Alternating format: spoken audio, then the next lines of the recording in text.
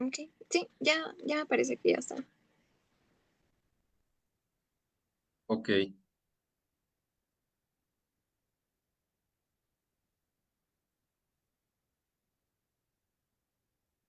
ok, excelente.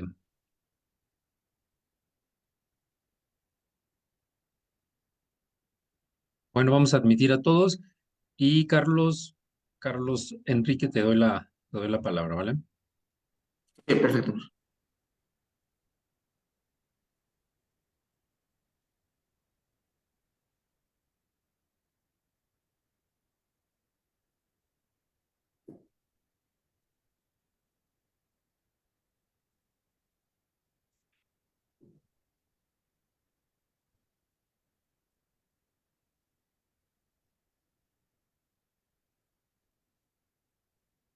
Hola, ¿qué tal? Buenas tardes a todos.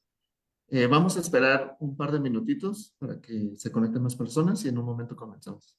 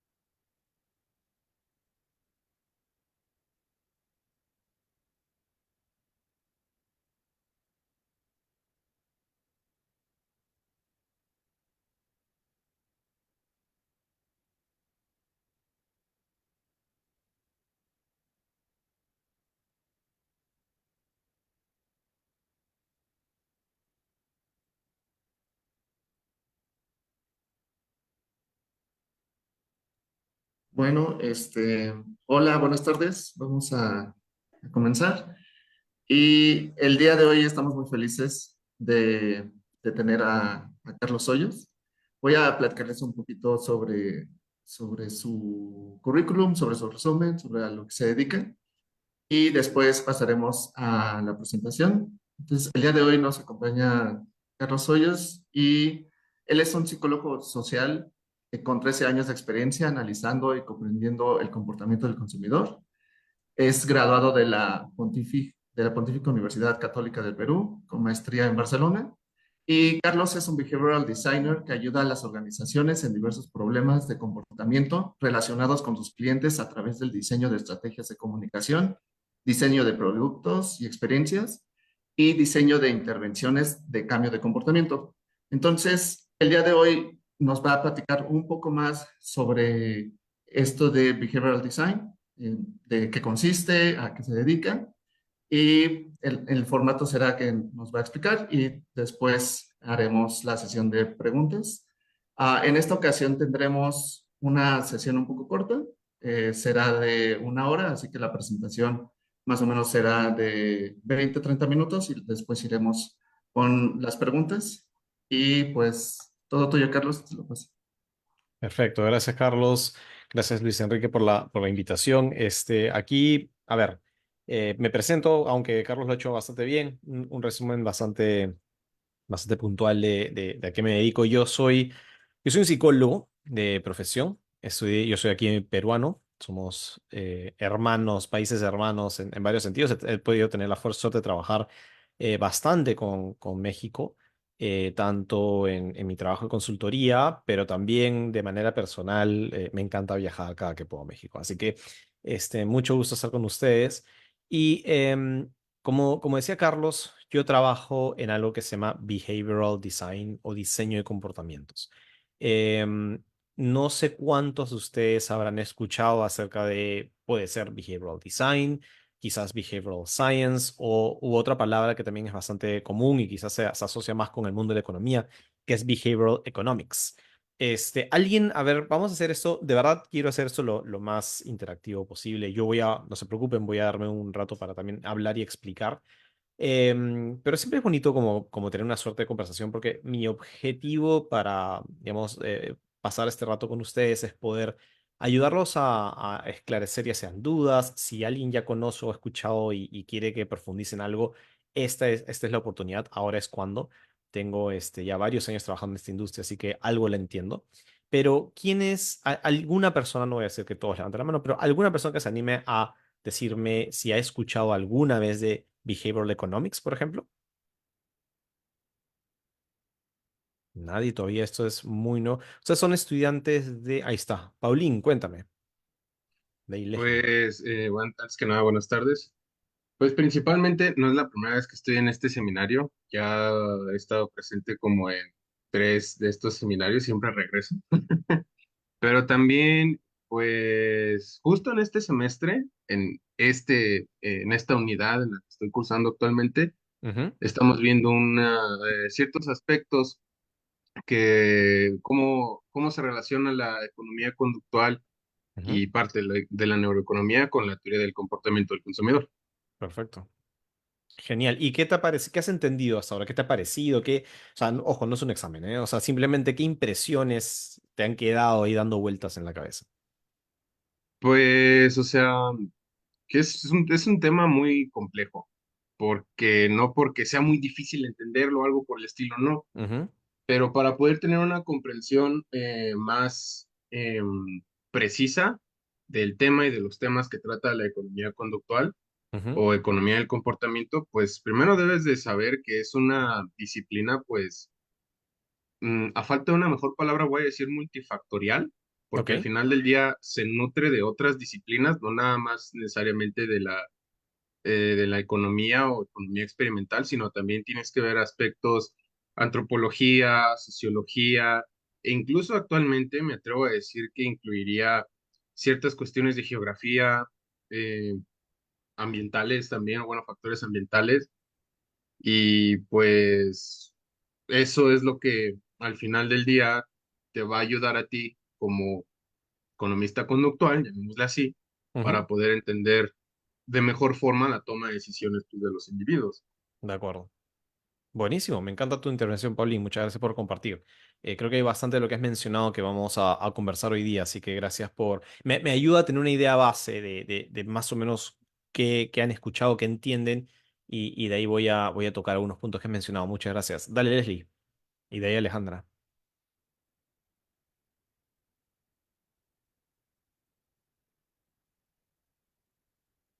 Leslie, no te escuchamos. Estás con el micro abierto, pero quizás si estás Bueno, con un bueno, audífono... Ahí está, ahora sí. ya. Ay, bueno, bienvenido también. Yo soy parte como también de los organizadores del seminario.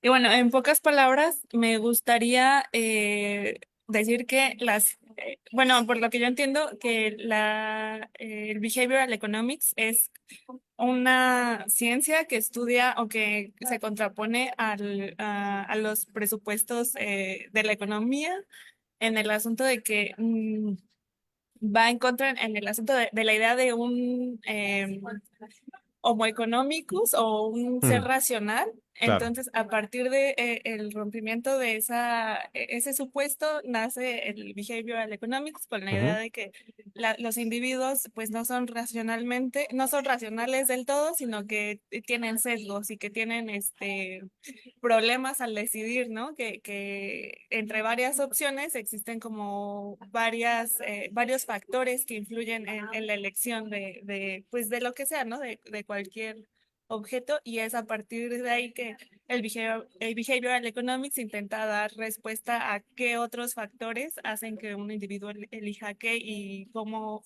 optimiza, o si no optimiza, por qué no optimiza sus posibilidades. Es lo que... perfecto.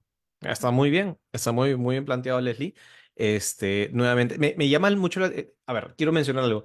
Este es un espacio que me da un gusto particular porque normalmente suelo dar charlas o conversar con públicos más que tiran hacia el lado digamos, de las ciencias tipo psicología, antropología, sociología.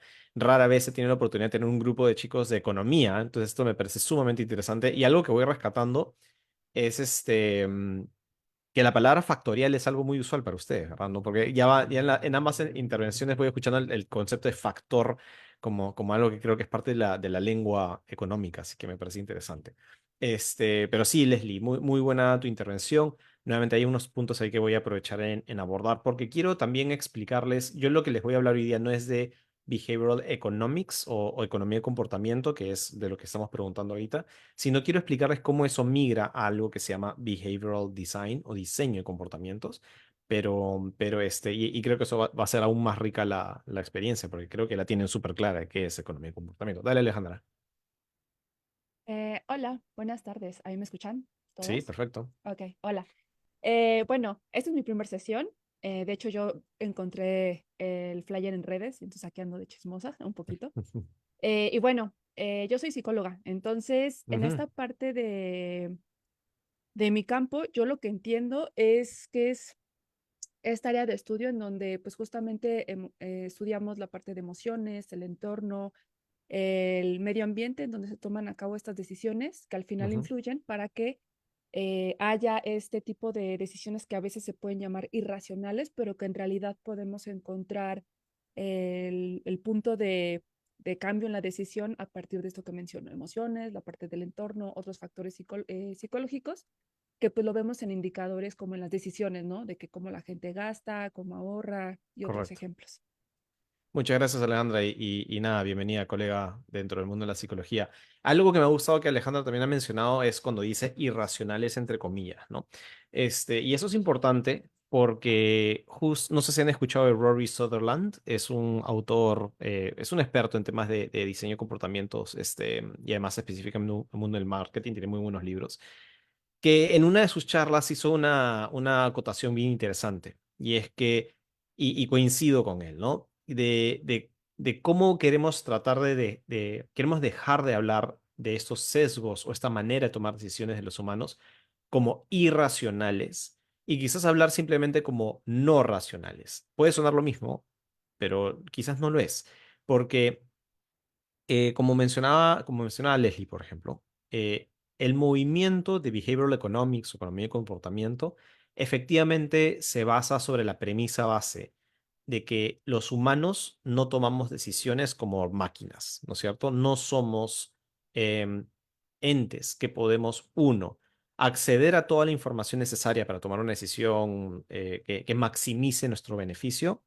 Dos, aun si tuviéramos el acceso a esa información, no tenemos la capacidad de cómputo para poder procesar toda esa data y tomar una decisión que maximice nuestro beneficio. Y por ende, es que nuestro muy sabio cuerpo y mente se han ido adaptando y evolucionando a lo largo del tiempo, creando ciertos atajos de pensamiento que a veces se les llaman heurísticos, a veces terminan siendo sesgos, que influyen en cómo percibimos y tomamos decisiones. Eso no nos vuelve irracionales, ¿ok? Eso no esa es un poco la premisa bajo la cual nos paramos nosotros, ¿no? Los psicólogos en cualquier caso. Eso no nos vuelve irracionales. Hace sonar como si fuera una falla, fuera un error en la manera en la que procesamos información. Lo que Sutherland trata de plantear es simplemente son modos de tomar decisiones que no son tradicionalmente racionales, pero no ser racional no significa ser irracional. Entonces, suena un poco raro, pero lo que quiere llegar es quitarle esta mancha medio, ¿no? de falla, ¿no? Y ahora vamos a meternos un poquito más de lleno, pero para darles un ejemplo, ¿va? ¿Les ha pasado alguna vez no sé, van quizás al cine? Bueno, este es un ejemplo un poquito antiguo, ¿ya? Porque ahora que la pienso, ahora al cine uno compra las entradas desde las aplicaciones y va al cine. Pero en la época en la que hacías cola, o imagínense un supermercado, si quieren. Van al supermercado, les ha pasado, ¿no? Van a un supermercado, a un cine, donde sea, donde hayan colas, ¿no? Y de pronto ven que hay tres cajeros, ¿no? Tres cajas, o como, no estoy seguro si usan el mismo término en México, pero tres cajeros que van a donde haces tu pago. Y de pronto ves que hay una cola muy larga en uno de las cajas, una cola intermedia en otra, y digamos, como que están cargadas esas dos, y en la tercera caja no hay nadie. hay una persona que atiende, pero no hay nadie.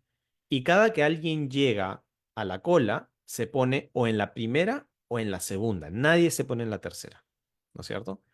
Entonces, ¿les ha pasado alguna vez que ustedes de pronto llegan a estas colas y en vez de ir hacia la tercera que está vacía, se ponen en una de las dos colas, ya sea que la que tiene más gente o la que tiene un poquito menos de gente? ¿Alguna vez les ha sucedido? Si eso les ha pasado, nuevamente por eso decía, esto no es una decisión irracional. Uno diría, pero ¿por qué nadie va a la tercera? Me ha pasado una vez que yo me pongo en las colas y luego me entero que la tercera siempre estuvo abierta. ¿Por qué nadie fue a preguntar? ¿Por qué nadie se puso en la cola que no tenía gente? Porque los seres humanos hemos aprendido a tomar decisiones con la información que tenemos en el ambiente. Y gracias a eso existe o se descubre hace unos años atrás un sesgo que se llama evidencia social o social proof, que lo que te dice es, los humanos no tomamos decisiones en el vacío y tenemos que a veces tomar decisiones rápidas. Y para ello miramos el entorno porque somos seres sociales, somos seres, a ver, algunos nos podemos considerar más introvertidos o extrovertidos, pero todos somos seres sociales. La especie humana no puede sobrevivir en aislamiento. Vivimos y estamos, y por eso cuando nacemos, nuestro cerebro está recontra configurado para mirar alrededor y tomar decisiones con la información de lo que están haciendo la gente. Entonces, cuando yo me pongo en una de estas colas, estoy haciendo uso de esta toma de decisiones en base a un sesgo. Porque, claro, no es racional desde el punto de vista de que si yo quiero maximizar mi tiempo, nadie quiere esperar en una cola, me hubiera ido a la tercera, porque no tenía ninguna evidencia, nada me indicaba de que esa caja estaba cerrada. Sin embargo, mucha gente podría haber saltado a la conclusión de que probablemente algo pasa en esa caja porque no es posible que tantas personas estén haciendo cola en estas cajas si habiendo una tercera libre, ¿no es cierto? Es como pasa en un milisegundo de toma de decisión. Entonces, a eso era con lo que iba, con que no es que sean irracionales, sí hubo una razón, digamos, hubo un razonamiento que quizás ni siquiera te diste cuenta, no es que lo hayas pensado a detalle, sino que ocurrió de manera automática. Y los seres humanos tenemos muchos sesgos de este tipo que nos ayudan a sobrevivir, nos ayudan a adaptarnos al entorno, al ambiente, ¿no? Entonces, economía, para todos los que son estudiantes de economía, contarles que la economía de comportamiento siempre existió, siempre existió. El humano nunca fue racional. No importa lo que digan los antiguos expertos, el humano nunca ha sido racional. De hecho, hay una frase bien, estoy casi seguro que se le atribuye a Richard Taylor, que es uno de los padres de la economía de comportamiento, ganador de uno de los premios, del premio Nobel de Economía. Él es economista. Este, que dijo, voy a parafrasear, ¿no? Pero dijo básicamente que es una lástima que hayamos tenido que esperar a que a la psicología le pongan un título de economía para que la gente le preste atención. Es decir, behavioral economics es, en sencillo, el análisis del comportamiento desde un punto de vista psicológico, sociológico y social en un proceso de toma de decisiones que tradicionalmente la economía manejaba desde un punto de vista más racional. Entonces, eso es un poco la premisa base sobre la cual economistas, sociólogos, psicólogos, antropólogos y demás comenzamos a encontrarnos, comenzamos digamos, a compartir nuestros campos para entender a un mismo sujeto que está tomando diversas decisiones y entenderlos desde lo que cada una de estas ciencias pueden aportar. Entonces, he visto que por ahí hay unas dudas antes de empezar a mostrarle mi pantalla. A ver, Francisco menciona, tengo la duda si en psicología se usan algunas teorías de la decisión, como se hace en la economía. Mi impresión es que a veces se usa de forma indistinta decisión contradictoria. Mira, te puedo decir con total franqueza de mi experiencia, hay ciertos modelos, pero yo, no sé tú, Alejandra, pero en mi caso yo no fui formado con muchos modelos. A ver, si por modelos nos referimos a modelos matemáticos, mi respuesta directa es no. Yo no recuerdo ni una sola clase en mi formación universitaria y posterior en la cual analicemos el comportamiento desde un modelo matemático, ¿no? Sí hay modelos, como el que menciona Alejandra, el descuento temporal, este, que yo he conocido ya cuando me he metido al mundo de Behavioral Economics. Pero la psicología no. La psicología es una ciencia social que, ¿cómo lo podría decir? Que trabaja sobre la base de muchas teorías, pero que todas son eso, son teorías, son postulados de diferentes autores con diferentes puntos de vista, y en donde creo que podría decir que muy poco se sabe en cuanto nos hemos puesto de acuerdo en algo, ¿no? Hay los conductistas, los cognitivistas, los psicoanalistas y demás. Nadie se ha puesto de acuerdo sobre cómo nos comportamos como seres humanos. Por eso lo que les voy a mostrar hoy día de diseño de comportamientos es algo que a mí personalmente, como psicólogo, me ha gustado muchísimo. Porque les voy a compartir un modelo que utilizamos en diseño de comportamientos, que no es matemático. Si no, no lo usaría. Personalmente no soy fanático de las matemáticas. Este, que me permite entender cómo y por qué ciertas personas se comportan como lo hacen. Y que me permiten diseñar soluciones para esos problemas, ¿no? Entonces, habiendo dicho eso, ahora sí les voy a compartir mi pantalla para contarles un poco lo que... Uy, ahora sí. Para contarles un poco lo que les he traído. Entonces, ya. Estoy acomodando mis pantallas para verlos bien. Entonces, como les decía, yo les quiero hablar sobre behavioral design o diseño de comportamientos. Y aquí la forma como me gusta comenzar es con una historia bastante interesante.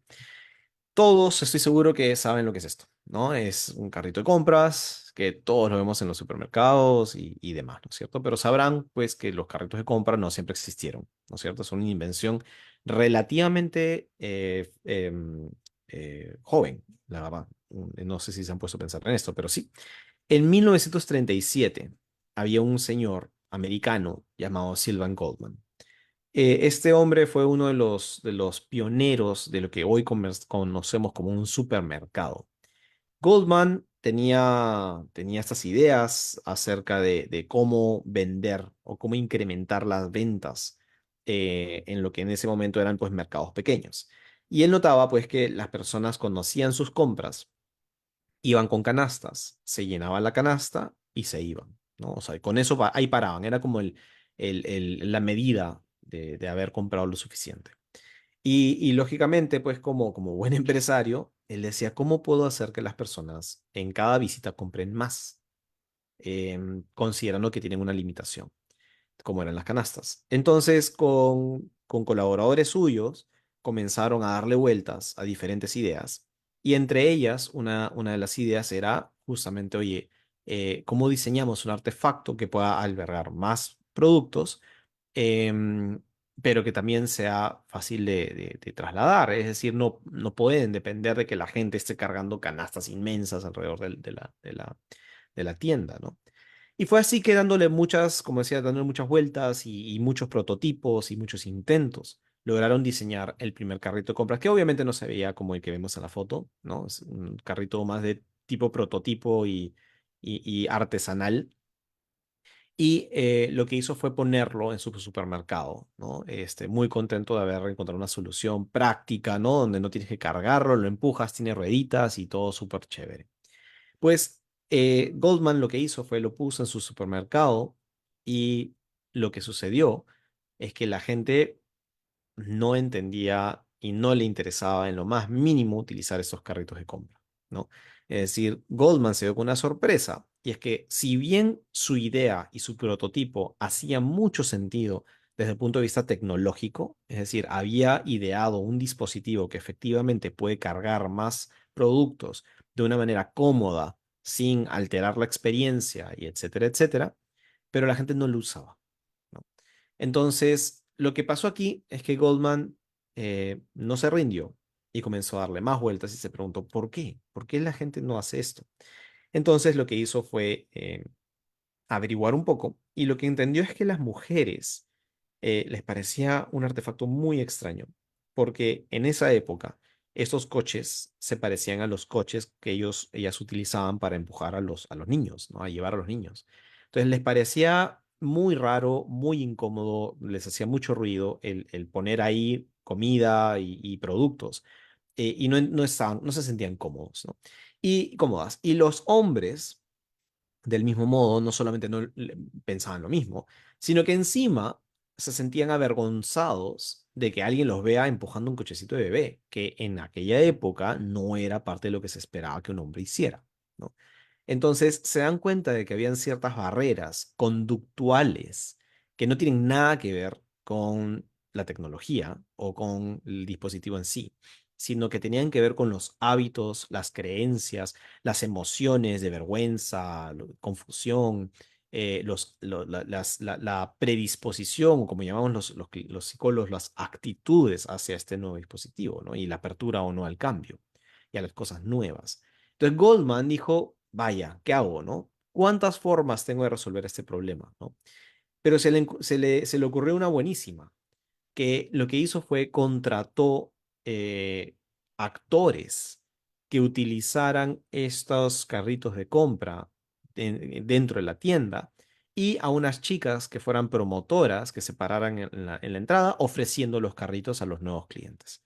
Y lo que terminó sucediendo es que de pronto los clientes comenzaron poco a poco a irlos probando hasta que se volvió ya una costumbre. Claro, ¿qué fue lo que sucedió aquí? Los actores lo que estaban haciendo era tratar de normalizar el comportamiento. Es decir, oye, si a mí me da vergüenza utilizar algo, pero de pronto veo que un montón de gente lo está utilizando y no pasa nada, de pronto esa vergüenza puede ir disipándose. ¿Por qué? Porque empiezas, o sea, te da vergüenza ser diferente, ¿no? O hacer algo extraño que nadie más está haciendo. Pues en este caso, la vergüenza pues iba desapareciendo, y entonces esa barrera ya no estaba. Y además notabas los beneficios del carrito de compras, porque comenzabas a ver que efectivamente podías estar cargando más cosas y no tener que estar pues llevando tu canasta a todos lados, ¿no? Entonces, lo interesante de esto es que, o uno de los aprendizajes que me llevó de esto es que resolver un problema técnico, es decir, tener un problema al frente y pensar en una solución utilizando prototipos, tecnología, información, lo que sea, no es lo mismo que hacer que las personas usen esa solución que ideaste. Es decir, resolver un problema técnico no es lo mismo que resolver un problema de comportamiento, ¿no? ¿Cuántas veces ustedes son bastante jóvenes y ya les va a pasar que van a entrar a trabajar a empresas probablemente y se van a dar con un problema muy común, porque esto siempre me dan la razón cada vez que hablo en espacios con personas que ya lo viven, y es que todo el tiempo las empresas empiezan a cambiar sus sistemas operativos, ¿no? Es decir, instalan un nuevo software para manejar la data de una forma diferente. Ahora que ha llegado el AI, definitivamente están llegando nuevos softwares a las empresas para apalancarse de esas tecnologías, etcétera, pero nadie las recibe muy bien de buenas a primeras. Por más que el software pareciera que va a solucionar todos los problemas de la empresa, la gente es muy reacia normalmente al cambio. Entonces, de nuevo, tener un sistema que funciona, que resuelva tu proceso de la empresa, no significa que las personas van a utilizar ese sistema. Entonces, ahí es donde justamente entra lo que se aporta desde la psicología. Es decir, los seres humanos, como habíamos hablado hace un ratito, sí toman decisiones usando su pensamiento lógico, somos capaces de evaluar pros, contras, contrastar, evaluar, maximizar nuestra utilidad, nuestro beneficio, todo lo que ustedes ya saben hacer, pero eso es solo un pedacito muy pequeño de cómo es que nos comportamos. Hay muchos otros conceptos, como por ejemplo nuestras emociones, que no tienen nada que ver, o sea, no es que no tengan nada que ver, pero las emociones no nacen de un proceso de análisis. Las emociones aparecen, están atadas a nuestras creencias, a nuestras experiencias pasadas, etcétera, etcétera, ¿no? Y nuevamente no son irracionales, las emociones son parte de nuestra racionalidad, nuestros prejuicios, ¿no? Todas las ideas preconcebidas que tenemos acerca de algo, ¿no? Es decir, por ejemplo, ahora que, como mencionaba el tema de la proliferación del AI, probablemente muchos de ustedes estarán muy pro de AI, les gusta porque es algo nuevo, es de su generación, lo que fuese, pero hay muchísima gente que tiene un prejuicio muy grande y negativo hacia la inteligencia artificial. ¿Por qué? Porque no creen o no confían digamos, en el desarrollo de tecnología como esta, no confían en los científicos que la están desarrollando, es decir, hay estos juicios previos sin haber utilizado las herramientas que ya los maldisponen ante la tecnología, ¿no? Hay valores, es decir, qué es lo que yo creo que es más importante o más relevante para mi vida que otra cosa. Hay hábitos, es decir, maneras en las cuales estoy acostumbrado a comportarme, a llevar a cabo, tengo rutinas, tengo estas suertes de secuencias, de hacer mis cosas de mi manera, que si me las cambias, me generas un poco de ruido interno, ¿no? Hay un tema de cultura, somos sumamente influenciados por nuestro entorno, por dónde nacimos. Eh, Nosotros como seres humanos tomamos decisiones diferentes, basados en diferentes factores, como mencionaban hace un ratito, y entre ellos la cultura es uno de ellos. Es decir, nosotros, por ejemplo, seguramente tendremos una diferencia de edad, pero también tenemos una diferencia, digamos, geográfica. Yo, al ser peruano, tengo una forma de entender o de interpretar el mundo diferente al que uno podría tener en México. A lo mejor no es tan diferente si nos comparamos con un ruso, ¿no? Pero en cualquier caso, nuestras culturas, aunque sean parecidas, marcan ciertas diferencias en cómo percibimos el mundo y por ende cómo nos comportamos. Entonces, también es importante entender la cultura, no solo por geografía, sino también por temporalidad. En qué época de la vida, es decir, yo soy un peruano de los noventas, ¿no? Finales de los ochentas, noventas, y no es lo mismo mi forma de interpretar el mundo, no es lo mismo que un peruano que nació hace 10 años, ¿no? O 15 años. Entonces, eso es un tema bastante importante que también está asociado con el ecosistema en el cual estamos, las actitudes, estas predisposiciones que están alimentadas por nuestros prejuicios y las emociones, nuestros sesgos que había mencionado hace un ratito, y les voy a mostrar algunos de ellos en un ratito, y finalmente estos heurísticos o atajos de pensamiento. Y estos dos últimos puntos, sesgos y heurísticos, son los más estudiados en lo que es behavioral economics. Entonces se dan cuenta, chicos, que el comportamiento del ser humano, la manera en la que tomamos decisiones, va mucho más allá del pensamiento lógico. Y esto siempre fue. No es que el humano en los últimos 20, 30, 40, 50 años ha desarrollado esta otra abanico de elementos. No, siempre estuvo. Simplemente, como son complejos, son dinámicos, cambian todo el tiempo, son muy difíciles de matematizar, nunca se les tomó la importancia o nunca se les consideró dentro de modelos, digamos, más tradicionales, ¿no? Pero siempre estuvieron, ¿no? En muchos casos he visto o conversado con economistas que me decían, claro, lo que pasa es que antes simplemente lo consideramos dentro del elemento del error, ¿no? Es como yo hacía mi modelo y bueno, pues siempre tengo un factor, hay un elemento de error que podría hacer que esto me lance la aguja de un lado para otro, ¿no? Bueno, aquí la premisa, esto es un poquito más, uno, no es un error, y dos, es parte de cómo nos comportamos, y dos, puede ser mucho más intenso de lo que podríamos estar pensando. Entonces, ¿qué puedo hacer para solucionar mis problemas de comportamiento? Y es ahí donde entra Behavioral Design o diseño de comportamientos. ¿Y cómo es que lo aplicamos? Yo utilizo una herramienta, por ejemplo, muy, muy importante, muy conocida, llamada Combi, ¿no? Combi lo que plantea es que hay tres grandes palancas que yo tomo en cuenta al momento de evaluar un comportamiento, que se llaman capacidad, oportunidad y motivación. Ahora voy a explicar un poquito más a fondo cada una, ¿no? Pero la idea de esto, y claro, yo lo digo, vamos, para mí como psicólogo, la palabra modelo probablemente no es igual que para ustedes, porque les adelanto, aquí no hay fórmulas. Algunas me han preguntado, ¿no? Oye, ¿cómo se puede, cómo puedo calcular que si la capacidad está en cierto valor, la oportunidad en otro valor y la motivación en otro valor realmente lleve a cabo el comportamiento?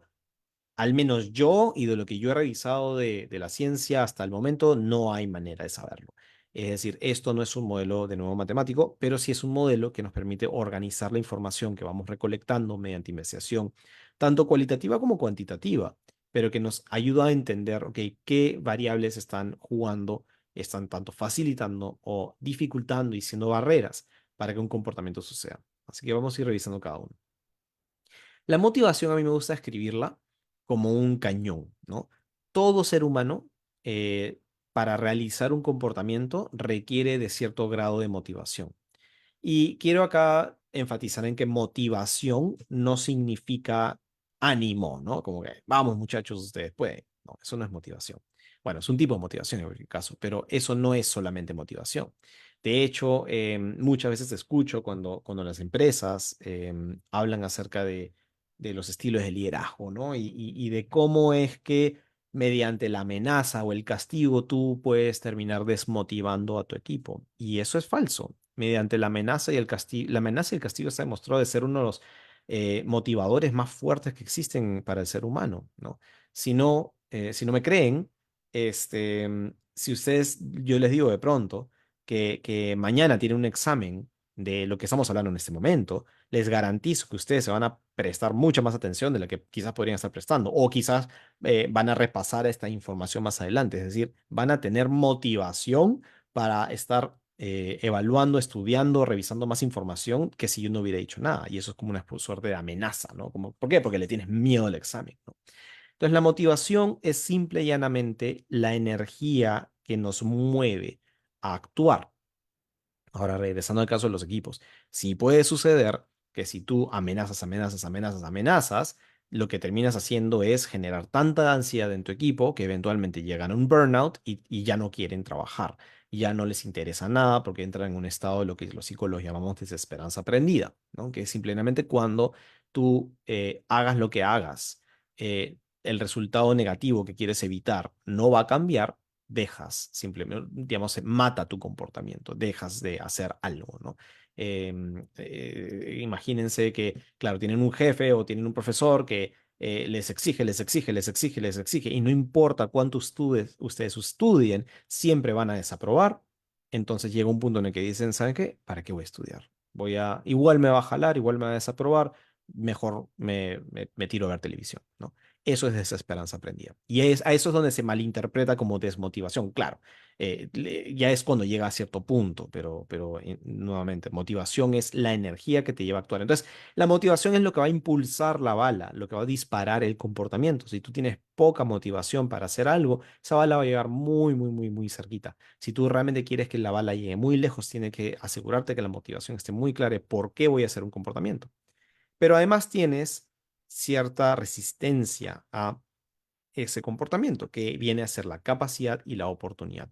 Y es que la capacidad se refiere a todos los factores que pueden facilitar o que pueden dificultar hacer un comportamiento desde mi capacidad interna, es decir, mis características personales, pueden ser mis conocimientos, como decía, mis predisposiciones, mis actitudes, mi experiencia previa, todo lo que tiene que ver conmigo. Y oportunidad son todos los facilitadores y barreras, pero del entorno, que pueden facilitar o dificultar el comportamiento. Entonces, por ejemplo, si yo les digo, chicos, hay que ingresar a una plataforma para hacer la matrícula de sus clases del siguiente semestre, ustedes podrían decir, claro, obviamente quieres matricularte, tienes motivación para matricularte, tienes la capacidad, es decir, sabes que la matrícula es algo importante, sabes cómo hacerlo, lo has hecho en el pasado, pero de pronto entras a la computadora y te das con que se ha cambiado completamente el sistema de matrícula. Y es un sistema horrible, donde no encuentran sus cursos, no encuentran sus horarios, le hacen clic y se demora, y luego no graba, y luego ustedes creen que se matricularon, pero no. Entonces, ¿qué pasó? El UX, o en este caso todo el sistema de matrícula, que es un elemento del entorno, les dificultó el comportamiento, ¿no? Entonces, ese es un ejemplo para graficar cómo funciona este modelo. Es decir, yo necesito una fuerte motivación para impulsar el comportamiento, pero también tengo que asegurarme de que la persona tenga las facilidades de capacidad y oportunidad para que esa bala no se me vaya por cualquier lado, ¿no? Entonces, a unos ejemplos en temas de capacidad, ¿no? Nos referimos por ejemplo, al awareness, ¿no? Es decir, estar consciente de que eso es algo que yo puedo hacer. Le pongo un ejemplo en mi práctica privada. Para una empresa de seguros, una vez nos dijeron, quiero lograr que las personas afilen su tarjeta de crédito como medio de pago para que yo mejore mi cobranza, porque es mucho más fácil cobrarle a alguien cuando tienes la tarjeta de crédito afiliada que cuando esa persona tiene que abonar todos los meses, ¿no? Porque es automático. Entonces, fue interesante porque, claro, ellos pensaban hacer mil y un cosas, pero en realidad, a la hora de valorar un poquito el tema, los clientes ni siquiera estaban conscientes de que en este proceso de contratación de seguros podían afiliar su tarjeta de crédito. Es decir, nunca se les presentó la alternativa. Y parece absurdo, pero eso pasa todo el tiempo, ¿no? Entonces, ¿cómo vas a hacer un comportamiento si ni siquiera sabes que puedes hacerlo? Entonces, awareness, estar consciente de que un comportamiento es posible de realizar, es un elemento de capacidad. ¿Qué conocimientos tengo? Por ejemplo, si yo tengo que declarar impuestos, que es un dolor de cabeza aquí en Perú y estoy más que seguro que también es un dolor de cabeza en México, y de nuevo, quizás ustedes son aún jóvenes, pero ya van a tener que declarar sus impuestos, y es difícil hacerlo si no sabes cómo se declara impuestos, ¿no? Si no sabes cuánto se te tiene que descontar, en qué momento tienes que declarar impuestos, a través de dónde, es presencial, es virtual. Entonces, todos los conocimientos necesarios, si alguien tiene mucha experiencia y es un experto en declarar impuestos, pues se le va a hacer mucho más fácil. Y el que nunca lo ha hecho en su vida, lógicamente se le va a hacer mucho más difícil. El diseño es diferente para cada uno. Lo mismo con la destreza, ¿no? Una cosa son mis conocimientos, lo que yo tengo en mi cabeza, y otra cosa son mis habilidades, ¿no? Eso lo voy a atar a habilidades, destreza y condición física, ¿no es cierto?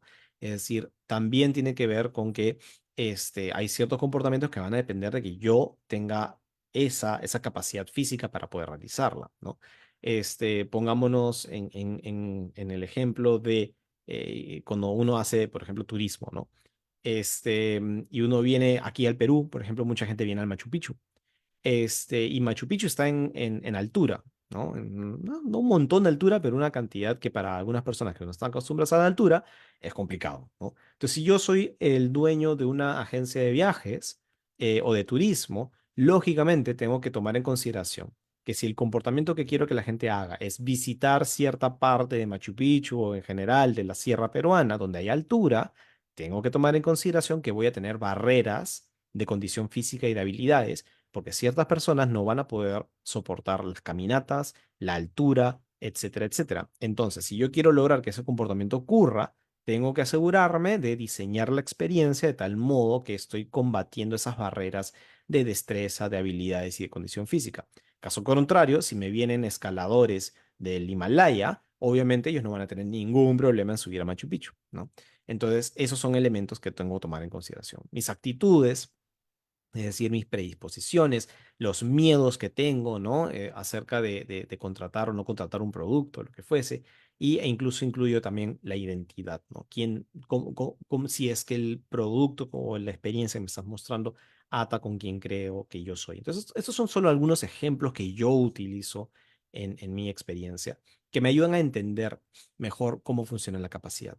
Lo mismo pasa con la oportunidad, es decir, ya no voy a mirar mis factores internos, sino mis factores del entorno, ¿no? Los procesos, los sistemas, el diseño de la experiencia, la geografía, la infraestructura, la cultura, la sociedad, es decir, todos los elementos del entorno, ¿no? Entonces, por ejemplo, aquí hay una foto, aquí tenemos una aplicación llamada Yape, que es del banco, que es el banco más importante en el Perú, que es el BCP.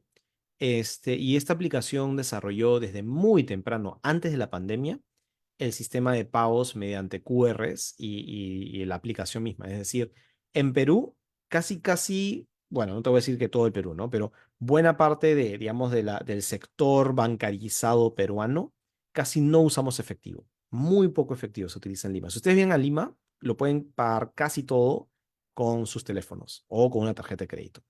Y no les estoy mintiendo. Literalmente, ahorita yo puedo voltear por la ventana y pasa un heladero en carretilla y yo puedo comprar su helado con un código QR.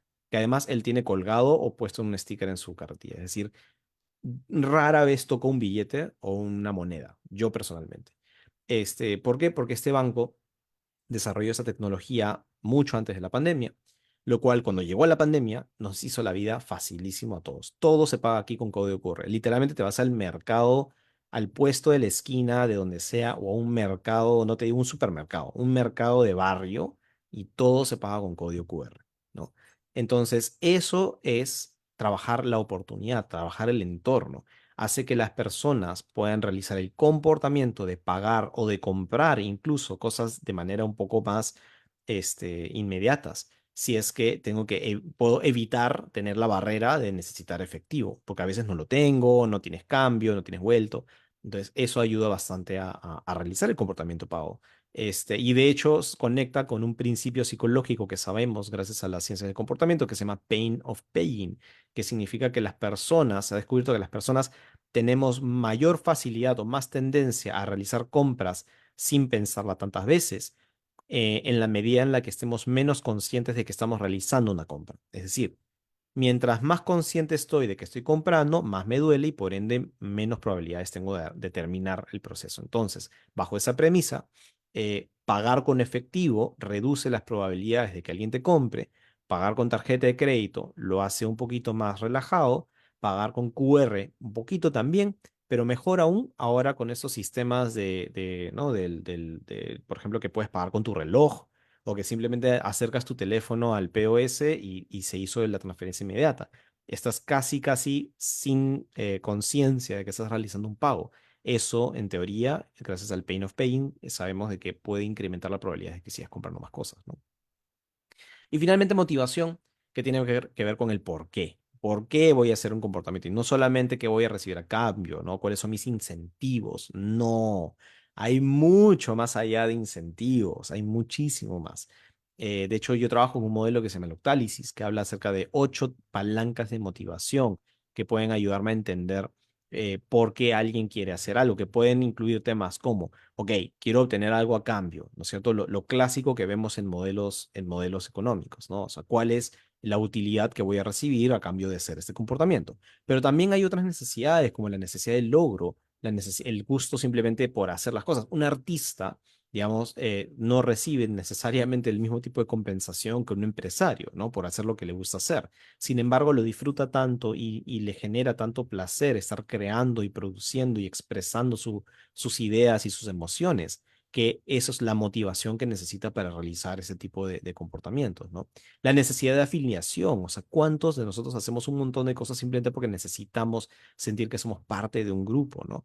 Tener un propósito, una misión que queremos cumplir. ¿Cuántos durante la pandemia otros médicos y otros profesionales de la salud se encargaron de cuidar y de atender a tantas personas, no porque era su trabajo, sino porque realmente sentían que era una misión que tenían que cumplir, era un llamado, un momento que era de alto riesgo, pero en donde ellos tenían una labor que desempeñar, ¿no? O, como había dicho hace un rato, el miedo a recibir un castigo también es una motivación, ¿no? Entonces, ¿cómo lo podemos ver en el mundo real? Y con esto ya voy cerrando. Pensemos en Netflix, ¿no? Que es una plataforma con 223 millones de usuarios. De hecho, tengo que actualizar estas cifras porque ya son de por lo menos hace un año atrás. Pero, pues eso son un montón de usuarios.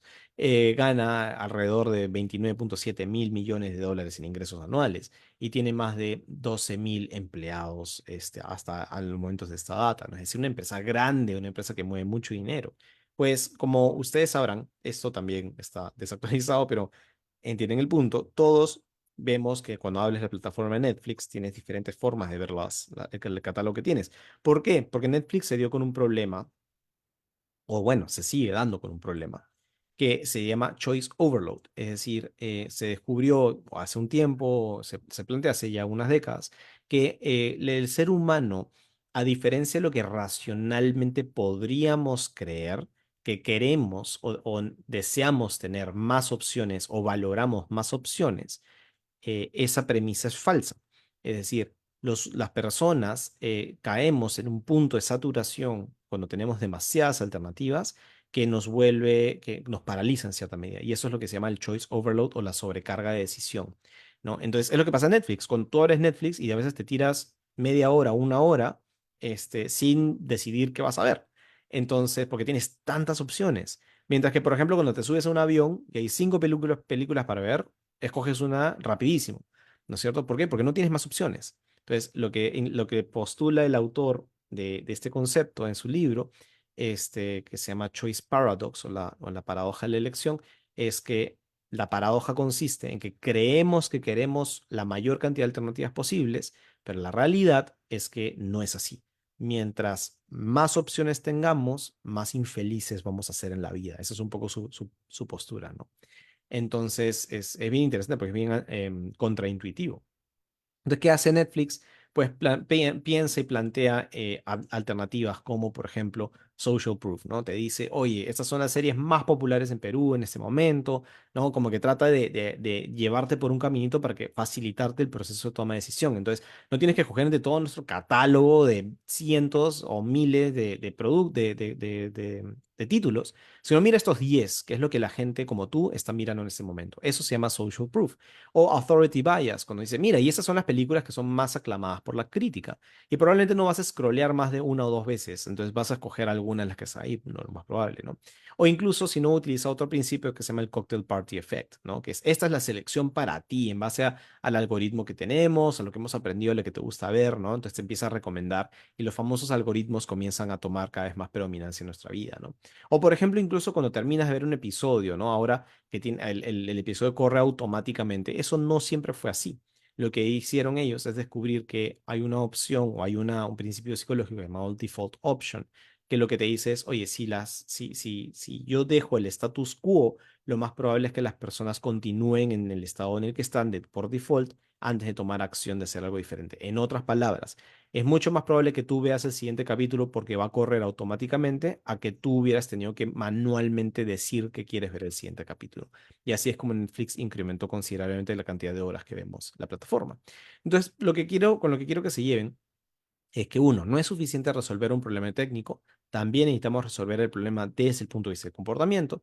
Behavioral Design brinda el conocimiento de las herramientas para poder resolver problemas de comportamiento, como herramientas como Combi que les mostré, principios psicológicos como el que acabamos de revisar en Netflix, o herramientas también como Octalysis y entre otras, ¿no? Entonces, lógicamente, pues acá mi mensaje para ustedes es aprendan acerca de Behavioral Design, aprendan sobre el comportamiento humano, porque eso va a complementar muchísimo su entendimiento del humano desde lo que ya viene entendiendo la economía, ¿no? Desde esta parte no racional, como comenté hace un ratito.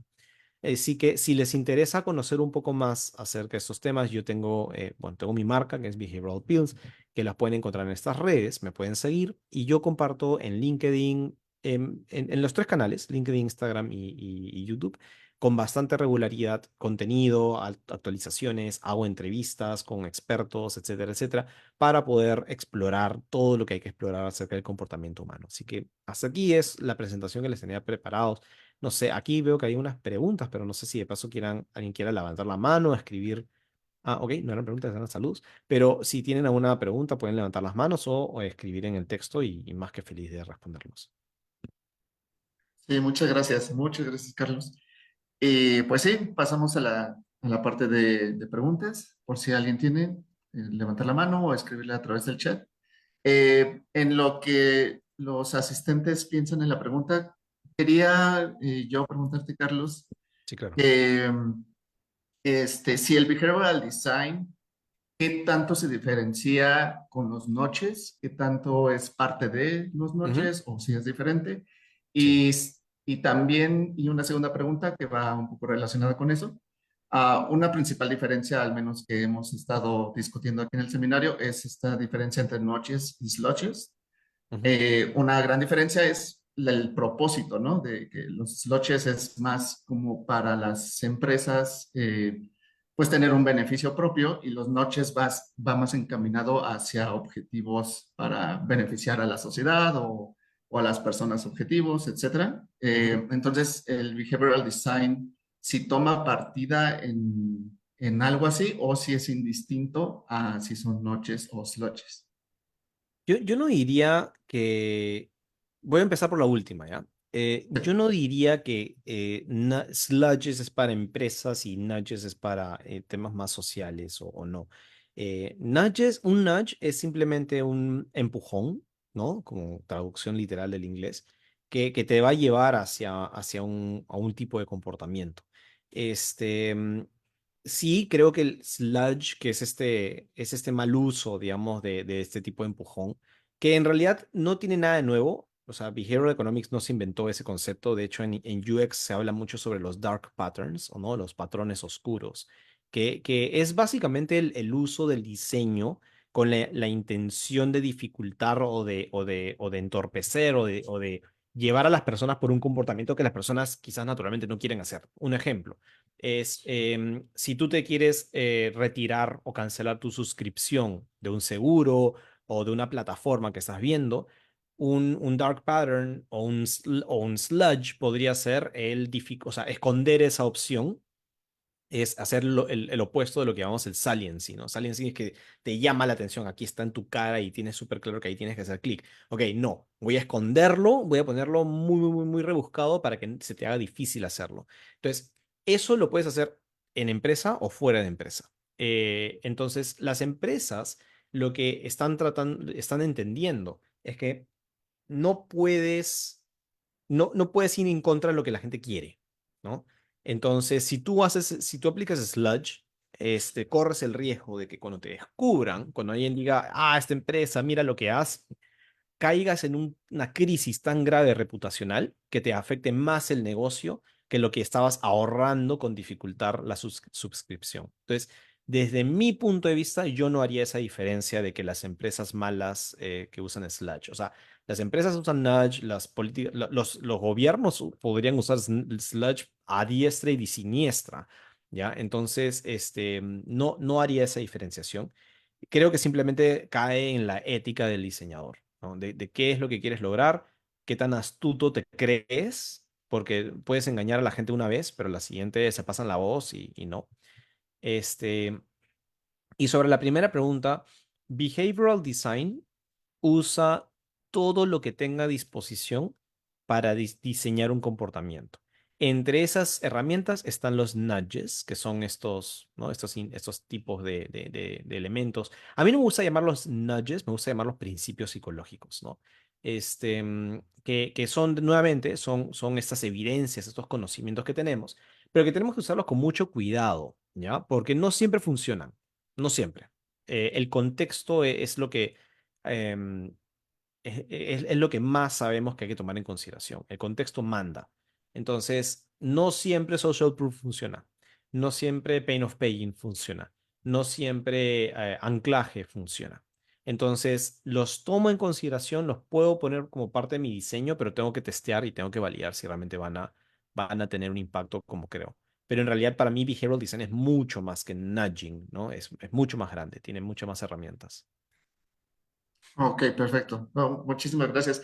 Y sí, solo para aclarar, como que ahora sí que tengo un sesgo ahí, pero mi mente se fue luego con las empresas, pero no, como bien comentas, lo puede ser cualquiera, ¿no? O sea, los sloches, el gobierno, uno mismo, también instituciones universitarias, etcétera, ¿no? Ahora sí, como tú dices, depende ya del diseñador o del arquitecto Ujú, del behavioral design. exacto. Y vamos con profesor Luis Enrique, por favor. Gracias, Carlos. Carlos Medina y Carlos Hoyos, muchas gracias por la presentación. Bueno, espero que los demás se animen a participar. Yo le comentaba a nuestro invitado que pues es un gusto tenerlo acá porque, bueno, regularmente el seminario es un espacio donde se presentan profesores académicos y regularmente el enfoque que nosotros tenemos desde de la ciencia del comportamiento está cargado en discusiones de carácter disciplinar, eh, en el ámbito educativo, ¿no? Las implicaciones en aspectos pedagógicos, la enseñanza de la economía, la teoría económica, etcétera. Así que en este caso, Carlos, que tiene una larga carrera más en el ámbito privado, pues nos permite tener esa otra faceta de cómo los conocimientos y los descubrimientos de la economía del comportamiento, pues tienen aplicaciones concretas en el ámbito empresarial, ¿no? Particularmente. Así que creo que en ese sentido, pues complementa muy bien lo que hemos trabajado acá y pues es un gusto, ¿no? Que podamos tener ese enfoque interdisciplinario, esa perspectiva más amplia, ¿no? Y en ese sentido, pues bueno, me parece muy interesante tus ejemplos y los alcances que le ves a esto que es behavioral design. Yo te quiero hacer algunas preguntas, Sí, teniendo la claro. oportunidad de que, pues, ya tú nos hablas desde tu práctica profesional y el trabajo que has hecho con algunas organizaciones. Pero me gustaría que nos ahondaras en algunas cosas. Yo he tenido muchas dudas. Nosotros tenemos algunos proyectos que apuntan también a llevar las ciencias del comportamiento más allá de la academia, Ujú. pero no tenemos la experiencia que tú tienes, así que yo creo que tú puedes complementar muy bien algunas de las cosas que nosotros hemos estado, pues, un poco más o menos ahí, Ujú. esbozando, ¿no?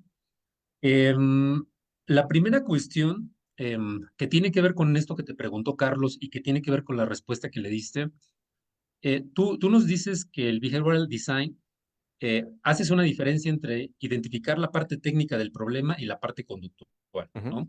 Es una distinción que también desde el análisis económico se hace, entender la parte estructural, ¿no?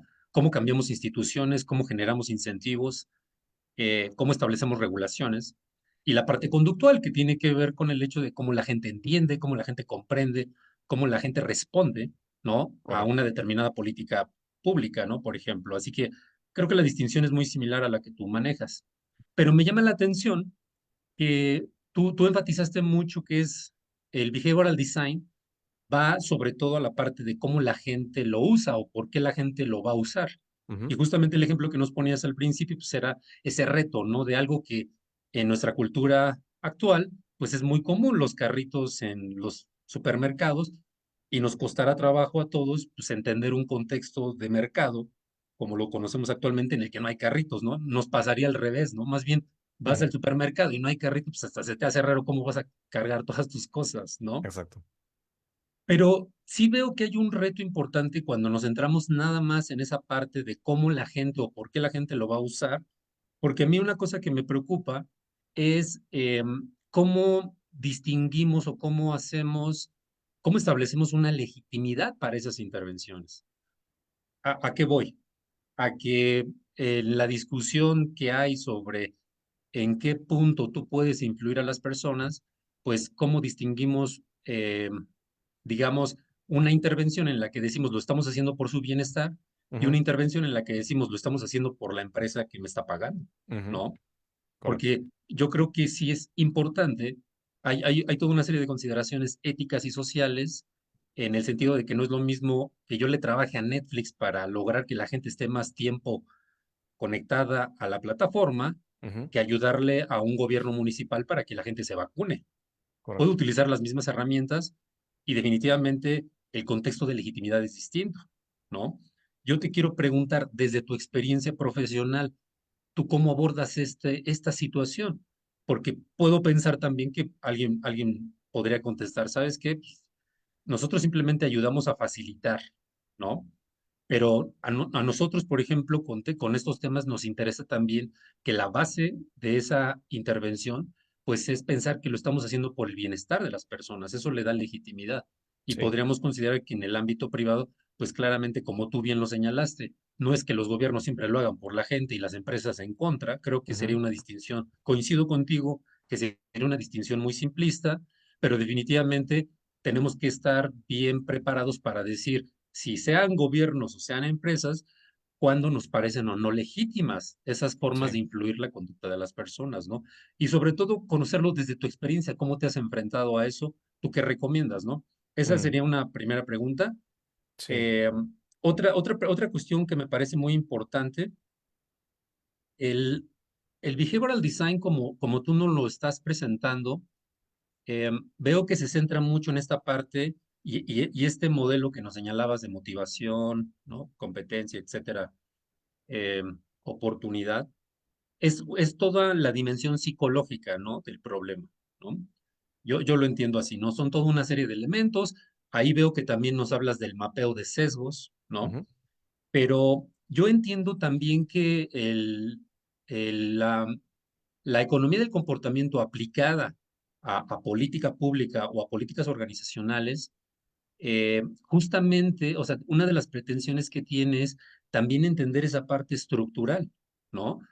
Hay muchos problemas en los cuales, si no buscamos la manera de cambiar esas estructuras a nivel de las instituciones o a nivel de las regulaciones o los incentivos, pues la parte conductual es muy pobre. es No correcto. resolvemos un problema, Sí. realmente, ¿no? Para todos los problemas que han salido, a los que se ha aplicado la economía del comportamiento, problemas de vacunación, problemas de, pues no sé, o sea, finanzas en el ámbito de la salud, etcétera. La idea es tratar de utilizar herramientas que generen sinergia.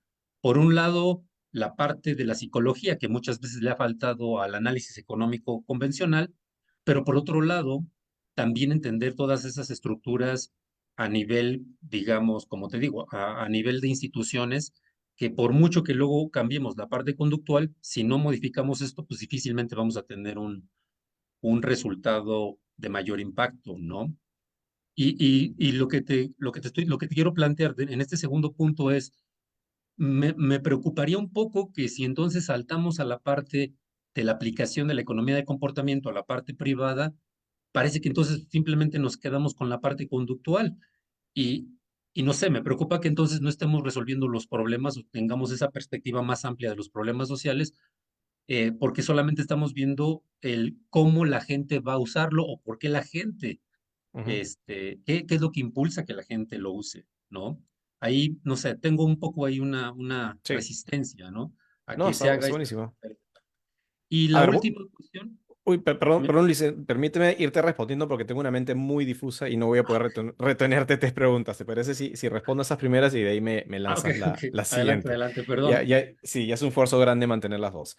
Entonces te voy a responder la última, primero, porque lo que has dicho me ayudas a reforzar un poco lo que quiero transmitir. Es decir, behavioral design, de nuevo, no es nudging en el sentido del ejemplo que les puse de Netflix, ¿no? De, mira, aquí le ponemos un principio psicológico y ya está. No, eso, así fue como comenzó todo ese movimiento. Y los que nos dedicamos a esto estamos comenzando a enfatizar en que no, no, no, no, no, tenemos que ir más allá, ¿no? Por eso cuando les mostré Combi, ¿no? Combi toma en cuenta ese factor estructural que mencionas. Y te voy a dar un ejemplo personal de cuando hice mi tesis de maestría. Yo hice un MBA y en el MBA mi proyecto estaba relacionado con la empresa en la que yo trabajaba, que ellos estaban buscando incrementar la cantidad de personas que se movilicen en bicicleta o un tipo de transporte sostenible para ir a la oficina y regresar a la oficina, ¿no es cierto? Porque por un tema ya de bienestar, de, no sé, protección del medio ambiente, todo lo que tú quieras. Este, entonces, claro, lo que hacían era un montón de campañas de comunicación, de la importancia de montar bicicleta y cómo esto puede ayudar, etcétera, etcétera, etcétera. Y en la investigación que hice con la gente de la empresa, en la que utilicé Combi, los hallazgos más importantes estaban asociados a las barreras relacionadas con la percepción de seguridad que hay en Lima para transportarse en bicicleta a la oficina. Es decir, las personas no montaban bicicleta no porque no supieran que es bueno para la salud, etcétera, etcétera, sino porque sentían que había mucho riesgo porque no habían suficientes ciclovías. Entonces, como tú bien mencionas, es un problema estructural. Lo que pasa es que desde mi ángulo de diseño de comportamientos, más allá de usar la palabra estructural o no, para mí es una barrera de oportunidad. Es decir, el entorno no me está facilitando realizar el comportamiento. Entonces, ¿cuál era la solución a este problema de comportamiento? Tenía que ver con cómo podemos facilitar la construcción o el diseño de un sistema de ciclovías en el distrito donde estaba esta oficina, lo cual implica hablar con municipalidades y conseguir permisos, financiamiento, etcétera, etcétera, etcétera. Es decir, la solución no era hacer una comunicación o un flyer muy bonito, con principios psicológicos, que la gente de pronto sea como, entre comillas, manipulada a utilizar bicicletas, porque eso no lo iba a resolver, pues. Entonces, efectivamente, había un tema digamos, estructural de por medio. Entonces, a lo que voy con behavioral design es si tomamos en cuenta esos elementos, solamente que los ponemos en unas cajas que nos ayudan a tener un panorama completo para saber si es que eso es un problema. Ok, sí, tiene que ver con el entorno que no me está facilitando el comportamiento o tiene que ver con un tema más personal. Entonces, lo que quiero llegar con esto es que está contemplado. Por eso decía que aplicar behavioral design va más allá que solamente hacer nudges. Tienes que tomar en consideración esos elementos y tienes que saber si puedes hacer algo al respecto, ¿no? Este, y atándolo un poquito a la primera, ¿no? A la primera pregunta, y ya después me dices si te respondí la pregunta o no. Pero con respecto al tema de la ética, esa es una pregunta que todo el tiempo sale y a mucha gente le llama la atención o quiere saber por dónde ir. La verdad no tengo una respuesta generalizable. Yo cada vez me convenzo más de que eso simplemente depende del individuo, depende de cada uno. O sea, si ustedes van a trabajar en proyectos, y eso no tiene que ver solamente con behavioral economics, la gente cree que muchas de las preguntas que recibo sobre behavioral economics, behavioral design es, ¿y cómo manejas el tema de la manipulación? A ver, marketing es y siempre ha sido una disciplina de manipulación, siempre lo ha sido. La publicidad no es nada más que manipulación. Desde el punto de vista, si entendemos que la manipulación consiste en utilizar estímulos que puedan llevar mi comportamiento de un lado a otro. Y es más, si queremos seguir con esa premisa, cuando yo te pido algo por favor, te estoy manipulando. Es decir, probablemente tú no me quieras acompañar a comprar algo a la esquina, no tienes ganas. Pero si yo te digo, oye, por favor, acompáñame un ratito, no toma nada, probablemente te estoy, digamos, llevando hacia un comportamiento que originalmente no hubieras querido, simplemente por un tema social, de cordialidad y porque somos amigos, lo que fuese. Entonces, técnicamente te estoy manipulando, ¿no? Yo sé que no quieres, pero yo sí quiero que vengas, entonces te lo voy a pedir bonito, ¿no? Entonces, a lo que quiero ir con esto es que eh, muchas cosas caen dentro del campo de la manipulación, si lo queremos ver desde esa óptica. Entonces, esto es uno más. Y hay un concepto que acuña Richard Taylor, que se llama Authoritarian Paternalism, ¿no? O paternalismo autoritario. Lo pueden ver en el libro Nudge, que ahí por ahí vi que me preguntaron, ¿qué libros podemos leer? Nudge es un gran libro que pueden leer, por ejemplo. Y lo que Taylor trata de decir es que, claro, suena un poco gracioso, porque ¿cómo es este tema de paternalismo autoritario? Es como que por un lado estoy velando por tu interés y te quiero dar cierta libertad, pero por otro lado, soy autoritario en el sentido que te estoy tratando de llevar por un camino que yo quiero que lleves, ¿no? Entonces, mi salida personal a esto es yo solamente me dedico a proyectos donde yo estoy convencido de que voy a hacerle un bien a la persona que está en el otro lado. Yo he trabajado en seguros por muchos, 11 años trabajando en seguros. Y mucha gente puede creer lo que quiera de los seguros. Pero la realidad es que si te da una enfermedad muy grave, va a ser muy complicado que te puedas atender en un sistema privado de salud si no tienes un seguro, ¿no? Este, si tienes un accidente en auto y Dios te libre de morir, perdiste tu auto. O sea, es decir, financieramente vas a ser impactado por ese choque, salvo que tengas un seguro. Entonces, siempre estuve convencido de que a pesar de todo lo que podamos creer acerca de la industria financiera y los seguros, yo sí creía y sigo creyendo, que es importante que la gente tenga ciertos seguros. ¿Por qué? Porque sí te protegen financieramente ante eventos muy, muy, muy alarmantes, ¿no? Entonces, creo que si tú estás convencido de que lo que estás haciendo es por el bienestar a la otra persona, vale. Porque la realidad es que no hay una respuesta. Es como que mencionabas, Luis Enrique, el tema de la vacunación, ¿no es cierto? Oye, si yo voy a trabajar en un proyecto para incrementar a las personas que se vacunan, yo soy pro vacuna, dicho sea de paso, pero la realidad es que todos nos vacunamos en la pandemia por pánico. Nadie hasta ahora tiene 100% claro qué fue lo que nos metimos al cuerpo. Nadie. O sea, ni los científicos todavía, ¿no? Por ahí ya comienzan a salir algunos reportes, sabe Dios, se tendrán que validar o no, de que tienen o no tienen consecuencias con temas de procreación, etcétera, etcétera. Ya veremos. Con los años veremos qué fue lo que nos metimos. Pero la realidad es que yo tengo amigos que trabajan ahorita en temas de cómo promover la vacunación. Pero ¿y qué pasaría si en años más adelante descubrimos de que esa vacuna nos hizo un daño? Hay un daño colateral que no contemplamos, pero lo hicimos porque le teníamos miedo al COVID. ¿Hicimos algo bien o hicimos algo mal? ¿No? Entonces, de nuevo, es tan relativo que para mí la salida es, si tú estás convencido de que estás haciendo algo bueno por las personas, dale. Yo personalmente no trabajo para ciertas industrias como las tabacaleras. Yo no trabajo para ninguna empresa tabacalera, ninguna empresa, ningún casino, ninguna empresa relacionada con tema de juego, ¿no? De gambling. Nada que yo pueda considerar que estoy fomentando un vicio, ¿no?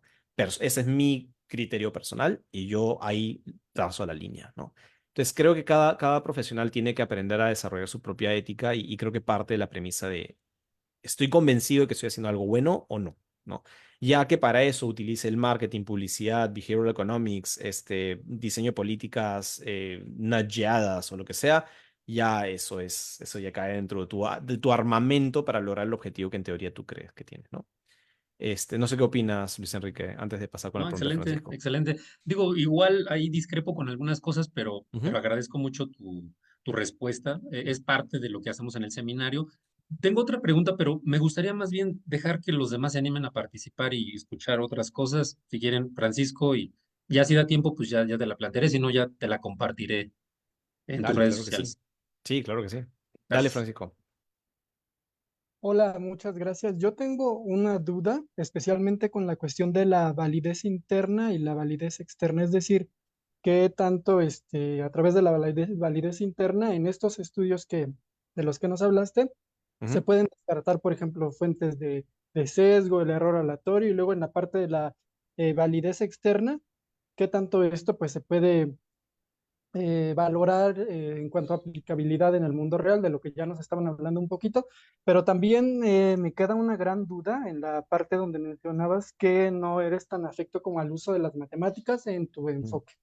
Entonces, yo ahí me preguntaba sobre un poco hablaste también de indicadores, entonces, ¿qué Ujú. tanto nos hablaste más bien de indicadores de implementación y no tanto indicadores de desempeño? Y en ese sentido también, si nos podrías ampliar un poco la explicación acerca de cómo, o sea, lo que tú haces, cómo se aplica sin necesidad de que se utilicen las matemáticas. Y Sí. nuevamente, empezando esta parte de la validez interna y externa. Nada más eso es todo. Muchas gracias. No, no está buena tu pregunta, Francisco. A ver, cuando digo que yo no soy muy afín a las matemáticas, no significa que las ciencias del comportamiento no las sean. Y quiero hacer un énfasis muy grande, porque tengo amigos míos que son muy buenos con las matemáticas, porque se aplica mucha matemática en la ciencia del comportamiento. Es decir, se ejecutan testeos, bueno, más que testeos, a veces son los RCTs, ¿no? Los Randomized Control Trials, para justamente validar si es que una intervención de comportamiento tiene un efecto digamos, significativo en el cambio de comportamiento que quieres realizar. Entonces, quiero quizás limpiar un poco mi respuesta. Es decir, las ciencias del comportamiento sí utilizan matemáticas para la elaboración de experimentos, para la elaboración de análisis, para ver el impacto de tu comportamiento, de tu intervención en el cambio de comportamiento.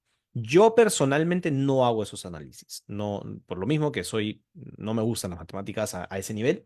Este, sobre lo que decías el tema de la validez. A ver, eso es un tema medio delicado, porque puedo tener quizás opiniones un poco polémicas al respecto.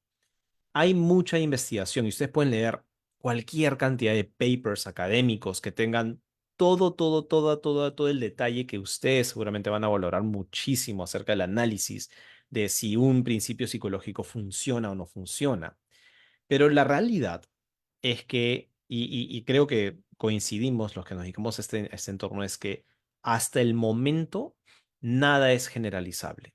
Es decir, no podemos decir, como dije hace un ratito, no puedo decir que porque yo o alguien validó que el principio de anclaje funcionó para incrementar la cantidad de compra de un producto en un determinado sector, en un determinado momento, y ya, eso se pueda replicar a todo el mundo y podamos decir que es una ley del comportamiento. Lamentablemente no.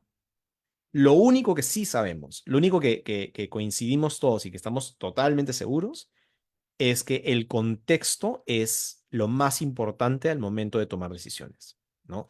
Llámese contextos, como dije, geográfico, temporal, y por temporal no me refiero a generacional, me refiero, no es lo mismo que tú tomes una decisión en la mañana a cuando la tomes en la noche. ¿Sí? Yo soy una persona de mucha energía en la mañana.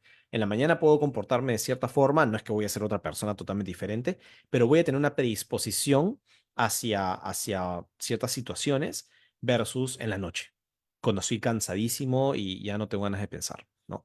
Entonces, hay tantas variables que pueden influenciar en nuestro comportamiento que todavía no podemos hacer afirmaciones generalizables, sino que siempre tenemos que tomar en consideración que hay un contexto que tenemos que entender antes de comenzar a diseñar soluciones. Entonces, eso es lo mejor que te puedo responder hacia esa pregunta, porque no, yo no soy un científico, ¿no?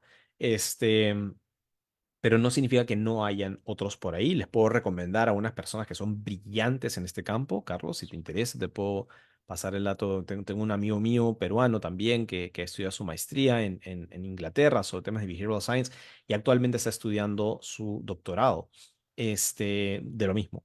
Y justamente, dicho sea de paso, Luis Enrique se especializa en comportamiento de vacunación, dicho sea de paso. Así que les puedo pasar el dato si les interesa conversar con esto, porque este amigo mío sí se especializa en temas de políticas públicas y demás. Es un tromen, tío. Entonces, eso por eso. No sé si me faltó responder algo más ahí a la pregunta. Nada Y, más la parte de los indicadores de la ya. diferencia. Ajá. Bueno, nada, o sea, en temas, a ver, todo diseño de comportamientos tiene que tener indicadores. O sea, eso es un must, ¿no? Es decir, cuando yo realizo un proyecto de diseño de comportamientos, tengo que definir cómo voy a medir el cambio comportamental.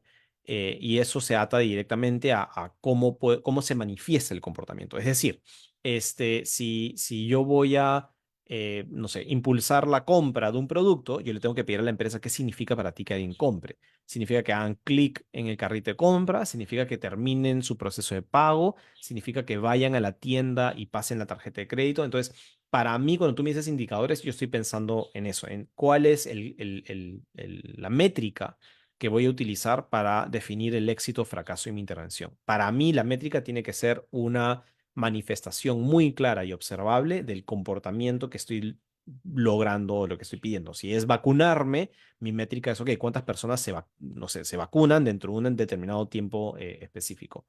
Hasta ahí es, como te decía, las métricas que manejo. De ahí simplemente haces un experimento, ¿no? Consideras eso simplemente como tu variable dependiente y de ahí consideras tus otras variables para ver si es que influenciaron o no influenciaron y ya está, ¿no? Pero nada más complejo que eso hasta lo que yo veo de mi propia experiencia. De ahí, aquí leo un comentario de Segura que dice, los que hacen marketing he escuchado que siempre dicen, no es manipulación, es persuasión. Sí, yo también he escuchado muchísimo eso. Desde mi punto de vista, es algo que les deja dormir tranquilos por la noche, porque para mí manipulación y persuasión me parecen exactamente lo mismo. Algunos dicen, no, porque persuasión tiene que ver con argumentos, lo que te haga dormir más tranquilo, ¿no? No, sí, también de acuerdo con ese, con ese punto. Muchas gracias, Carlos. No sé si, profe Luis, quisiera hacer su última pregunta o también Sí, no alguien sé de si, los ajá, asistentes. Sí, vamos. si hay alguien más que quiera participar, adelante, puedo dejar la palabra.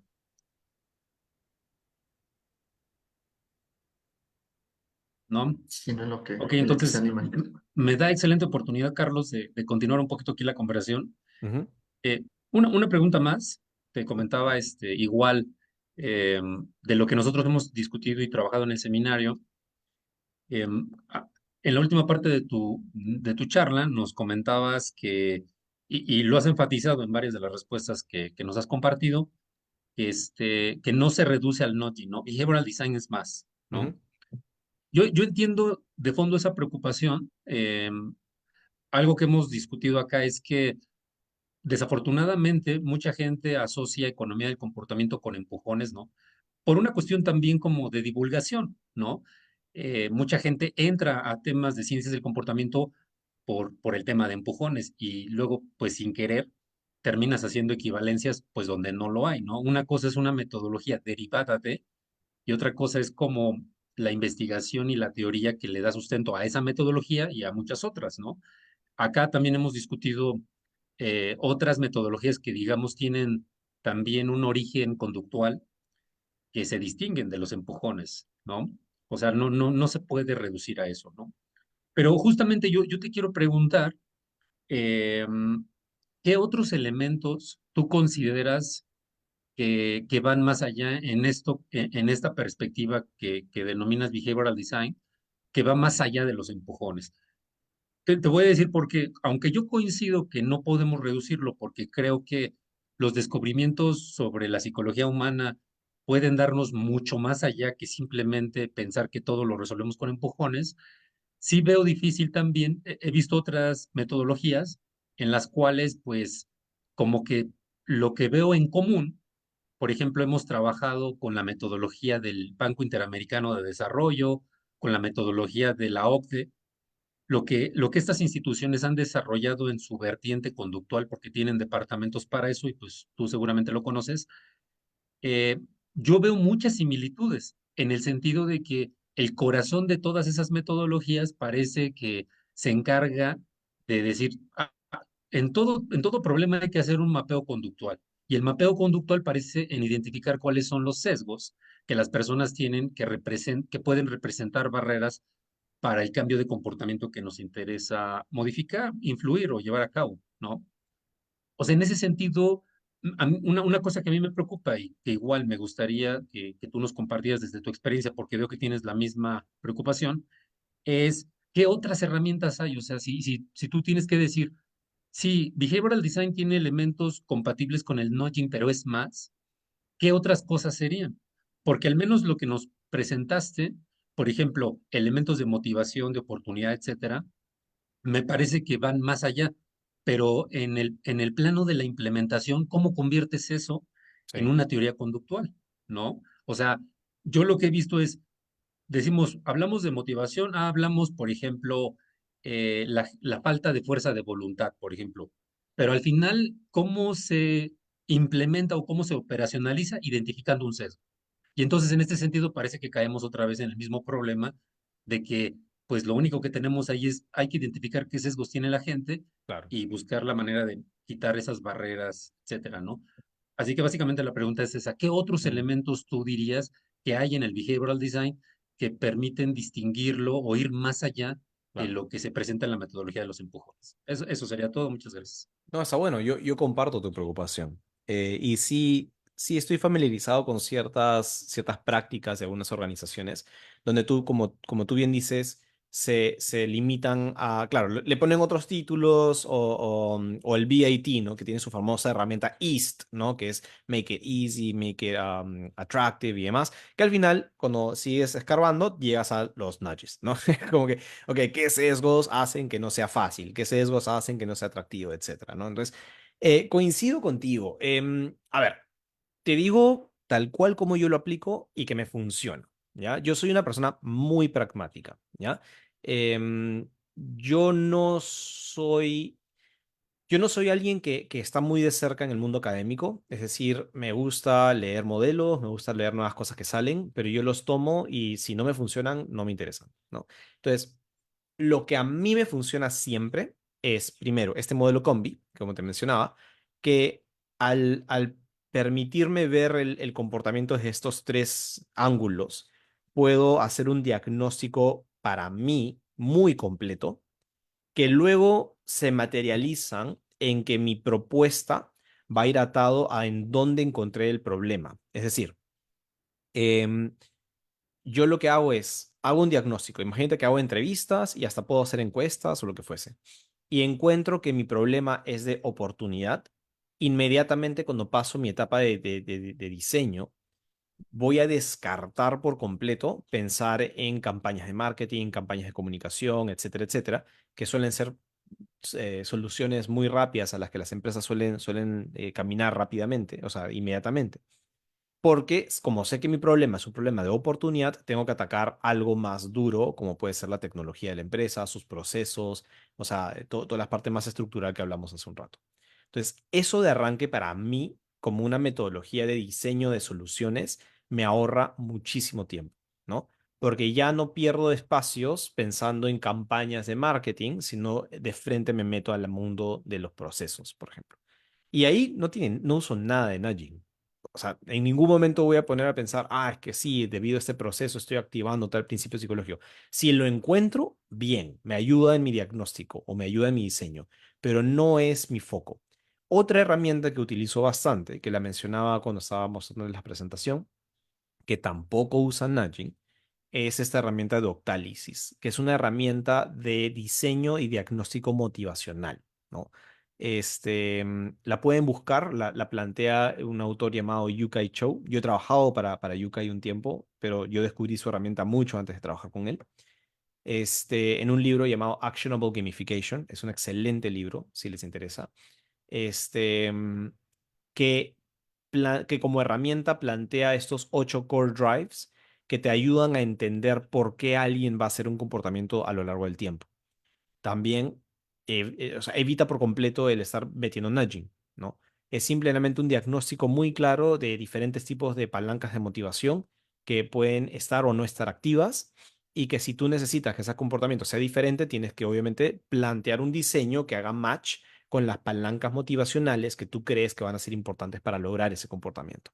Entonces, de nuevo, no tiene nada que ver con principios psicológicos, no tiene nada que ver con nudges, son herramientas que a mí me han servido mucho para proponer soluciones robustas y que desde mi punto de vista tengan mayor probabilidad de éxito.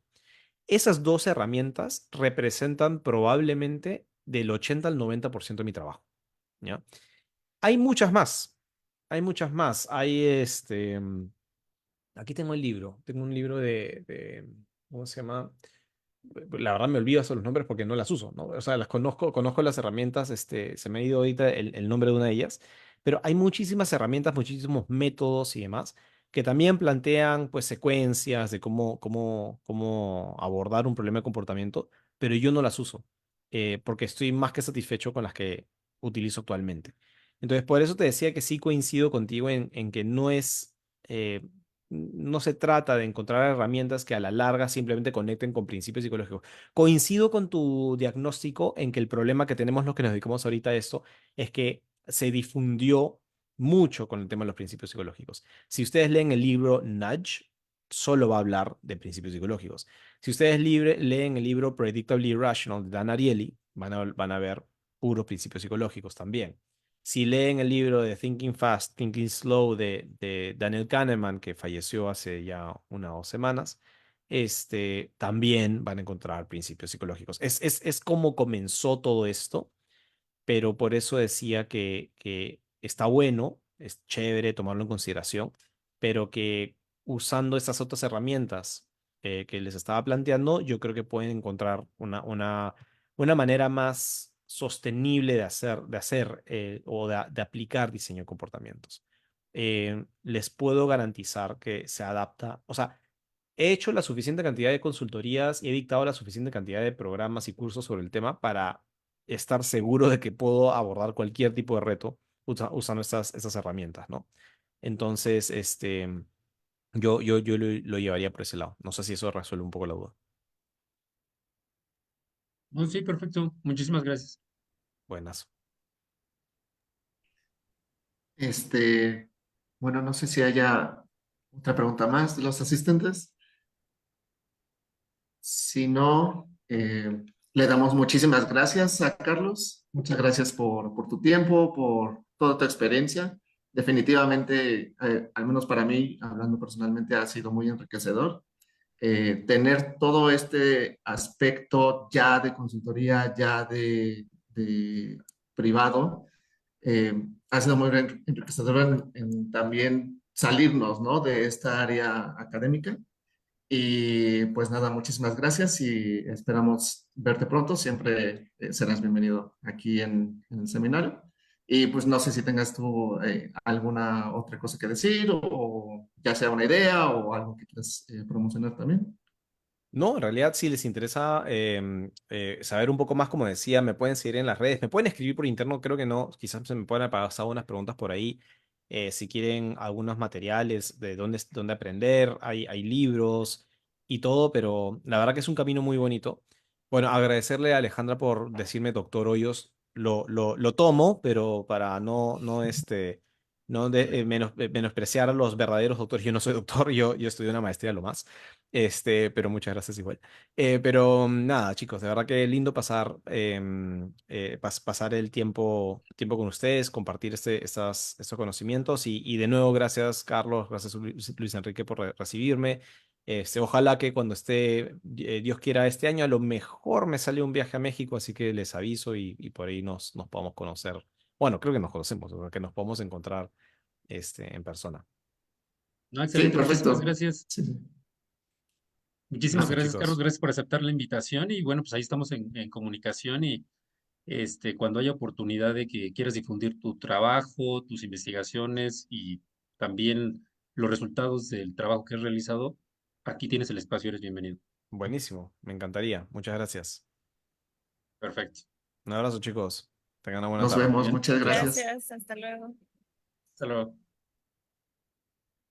Muy bien. Bueno, pues cerramos también, Carlos, ¿te parece bien?